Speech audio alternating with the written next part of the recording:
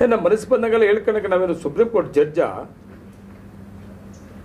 Recounting ಬೇಕು ಅಂದರೆ ರೀಕೌಂಟಿಂಗು, by election ಮಾಡಬೇಕಾದ್ರೆ ಬೈ ಎಲೆಕ್ಷನ್ನು ಹೇಳ್ಕೊಳಕ್ಕೆ ಜನಗಳ ಮಾಲೂರು ತಾಲೂಕಿನ ಜನಗಳನ್ನ ಯಾಮಾರ್ಸೋಕ್ಕೆ ನೋಡ್ರಿ. ನಮ್ಮ ಎದುರಾಳಿಗೆ ಏನಾಗ್ಬಿಟ್ಟದೆ ಅಂದರೆ ಮನಸ್ಸು ಬಂದಂಗೆ ಮಾತಾಡ್ಕೊಂಡು ಜನಗಳನ್ನು ಒಂಥರ ಎಲ್ಲೋ ಒಂದು ಕಡೆ ಕನ್ಫ್ಯೂಸ್ ಮಾಡೋಕ್ಕೆ ಹೋಗ್ತಿದೆ. ಏನಾಗ್ಬಿಟ್ಟಿದೆ, ಜನಗಳನ್ನ ಯಾಮಾರಿಸೋದು. 2.5 ವರ್ಷ ಹಿಂಗೆ ಕಳೆದ. ಏನೋ ಆಗ್ಬಿಟ್ಟಿದೆ ರೀಕೌಂಟಿಂಗ್ ಆಯ್ತಪ್ಪ, ಅದು ಆಯಿತು, ಪೇಸ್ ಮಾಡಿದ್ವಿ. ರೀಕೌಂಟಿಂಗು ಸ್ವಾಗತ ಮಾಡಿದ್ವಿ. ನಾವು 2.5 ವರ್ಷ ಪೇಸು ಮಾಡಿದ್ವಿ, ಸ್ವಾಗತ ಕೂಡ ಬಯಸಿದ್ವಿ. ಆರಾಮಾಗಿರಪ್ಪ, ರೀಕೌಂಟಿಂಗ್ ಆಗಲಿ. ಪ್ರೊಸೀಜರ್ ಏನಿದೆ ಆ ಸಂಬಂಧಪಟ್ಟಂಥವ್ರು ಮಾಡ್ಕೊಂಡು ಮಾಡಬೇಕಾಗ್ತದೆ. ನನ್ನ ಪ್ರಕಾರ ಇಂಡಿಯಾದಲ್ಲಿ ಫಸ್ಟ್ ಟೈಮ್ ಇದು ಏನೋ ರೀಕೌಂಟಿಂಗ್ ಆಗ್ತಾ ಇರೋದು. ಅಲ್ಲ, ಈಗ ಮರು ಎಣಿಕೆ ಅನ್ನೋದು ಸುಪ್ರೀಂ ಕೋರ್ಟು ತೀರ್ಮಾನ ಮಾಡಿದೆ. ಸುಪ್ರೀಂ ಕೋರ್ಟ್ ತೀರ್ಮಾನ ಪ್ರಕಾರ ರೀಕೌಂಟಿಂಗ್ ಮಾಡೋದಕ್ಕೆ ಅಧಿಕಾರಿಗಳು ಅದು ಪ್ರೊಸೀಜರ್ ಸ್ಟಾರ್ಟ್ ಮಾಡಿದ್ದಾರೆ. ನಮ್ಮದು ಒಂದೇ ರಿಕ್ವೆಸ್ಟ್ ಏನಂದ್ರೆ ಆದಷ್ಟು ಬೇಗನೆ ರೀಕೌಂಟಿಂಗ್ ಮಾಡಿ ಅಂತ. ಅದು ಬಿಟ್ಟರೆ ಬೇರೆ ನಮ್ಮ ಹತ್ರ ಇನ್ನೇನು ಬೇರೆ ಇಲ್ಲ. ಸುಪ್ರೀಂ ಕೋರ್ಟ್ ಆದೇಶದ ಪ್ರಕಾರ ರೀಕೌಂಟಿಂಗ್ ಆಗಬೇಕು ಅಂತ ಹೇಳ್ತಾ ಇದ್ದೀವಿ. ಒಂದು ಎಲೆಕ್ಷನ್ ಕಮಿಷನ್ ಲೆಟರ್ ಕೊಟ್ಟಿದ್ದಾರೆ. ಕೆಲವೊಂದು ಮೆಟೀರಿಯಲ್ಸ್ ಅಬ್ಜೆಕ್ಷನ್ ಕೂಡ ಅದರಲ್ಲಿ ಸುಪ್ರೀಂ ಕೋರ್ಟ್ ಮಧ್ಯೆ ಬಂದು ಅದನ್ನು ಇತ್ಯರ್ಥಪಡಿಸಬೇಕು ಅಂತ ಹೇಳಿದ್ದಾರೆ.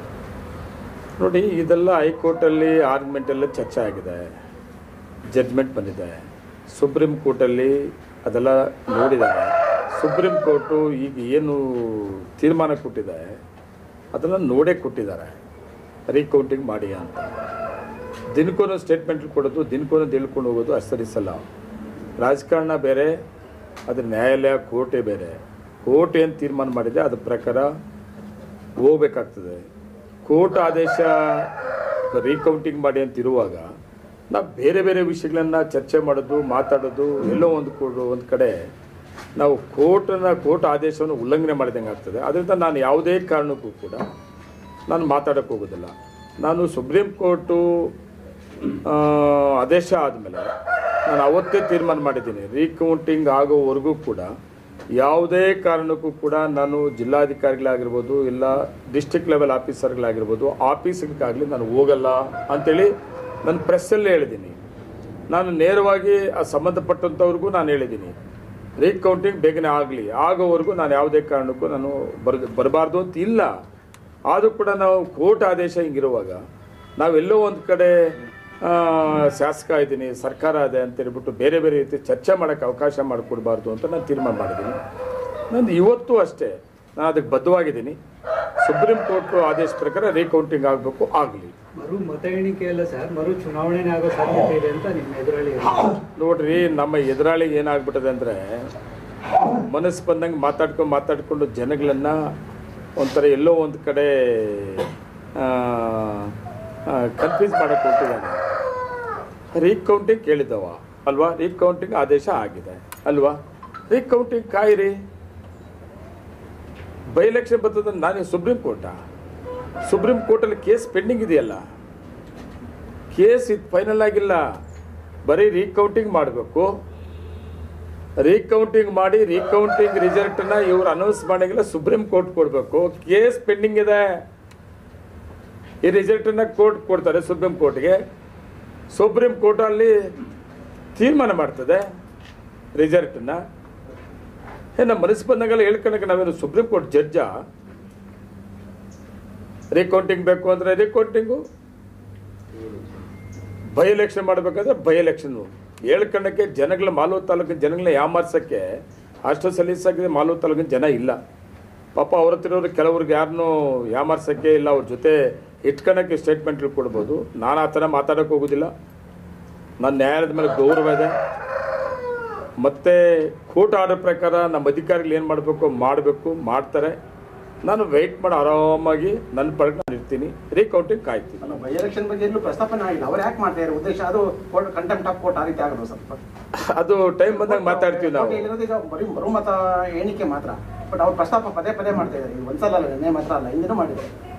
ಅದು ಯಾಕೆ ಮಾತಾಡ್ತಾರೆ ಏನು ಅನ್ನೋದು ನಾನು ಈಗ ಏನು ಮಾತಾಡೋಕ್ಕೆ ಹೋಗಲ್ಲ. ಯಾಕೆ ಮಾತಾಡಬಾರ್ದು ಅಂತ ನಾನು ತೀರ್ಮಾನ ಮಾಡಿದ್ದರೆ ರಾಜಕೀಯ ಮಾತಾಡೋದಾದರೆ ನಾನು ಮಾತಾಡ್ತೀನಿ, ಅವರು ಮಾತಾಡಲಿ. ಇದು ಕೋರ್ಟ್ ಆದೇಶ. ನಾವು ಏನೇ ಮಾತಾಡಬೇಕಾದ್ರೂ ತುಂಬ ಎಚ್ಚರಿಕೆಯಿಂದ ನಾವು ಮಾತಾಡಬೇಕಾಗ್ತದೆ. ಇವತ್ತು ಸುಪ್ರೀಂ ಕೋರ್ಟು ಇವತ್ತು ತೀರ್ಮಾನ ಮಾಡಿರುತ್ತದು. ಮತ್ತು ಸುಪ್ರೀಂ ಕೋರ್ಟ್ ತೀರ್ಮಾನಕ್ಕೆ ನಾವೆಲ್ಲರೂ ಕೂಡ ಬದ್ಧವಾಗಿರಬೇಕಾಗಿರೋದು. ಅದನ್ನು ಬಿಟ್ಬಿಟ್ಟು ನಾನು ಯಾವ ದೊಡ್ಡ ಇವನು ಸುಪ್ರೀಂ ಕೋರ್ಟ್ ವಿರುದ್ಧವಾಗಿ ಸ್ಟೇಟ್ಮೆಂಟ್ ಕೊಡೋಕ್ಕೆ, ಅದು ನಾನು ಕೊಡೋದಿಲ್ಲ. ಅವ್ರು ಕೊಡಲಿ, ನಂದೇನು ಅಭ್ಯಂತರ ಇಲ್ಲ. ನಾನು ಅದ್ರ ಬಗ್ಗೆ ನಾನು ಮಾತಾಡೋದಿಲ್ಲ. ರಿಎಲೆಕ್ಷನ್ ಮಾಡೋಷ್ಟು ಲಾಪ್ಸಸ್ ಆಗಿಲ್ಲ. ನಾನು ಏನೂ ಮಾತಾಡೋಕ್ಕೆ ಹೋಗಿಲ್ಲ. ಸುಪ್ರೀಂ ಕೋರ್ಟ್ ಡೈರೆಕ್ಷನ್ ರೀಕೌಂಟಿಂಗ್, ಅವ್ರಿಗೆ ಕೇಳಿದ್ದು ರೀಕೌಂಟಿಂಗ್ ಅಲ್ವಾ. ನಾನು ಸ್ವಾಗತ ಬಯಸಿದ್ದು ರೀಕೌಂಟಿಂಗ್. ಅವ್ರೇನು ರೀಕೌಂಟಿಂಗ್ ಮಾಡ್ತಾರೋ ನಾನು ಸ್ವಾಗತ ಮಾಡ್ತೇನೆ.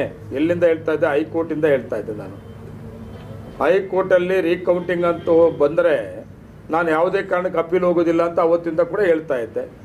ರೀಕೌಂಟಿಂಗ್ ಬಂದು ಅಸಿಂದು ಅಂತ ಬಂದಿದ್ದಕ್ಕೆ ಮಾತ್ರ ನಾನು ಸುಪ್ರೀಂ ಕೋರ್ಟ್ಗೆ ಹೋಗಿದ್ದೀನಿ ಅಂತ ಕೂಡ ಹೇಳಿದ್ದೀನಿ. ಇವತ್ತು ಸುಪ್ರೀಂ ಕೋರ್ಟಲ್ಲಿ ಅಸಿಂದು ಸರಿ ಇಲ್ಲ ಅಂತ ತೆಗೆದಿದ್ದಾರೆ.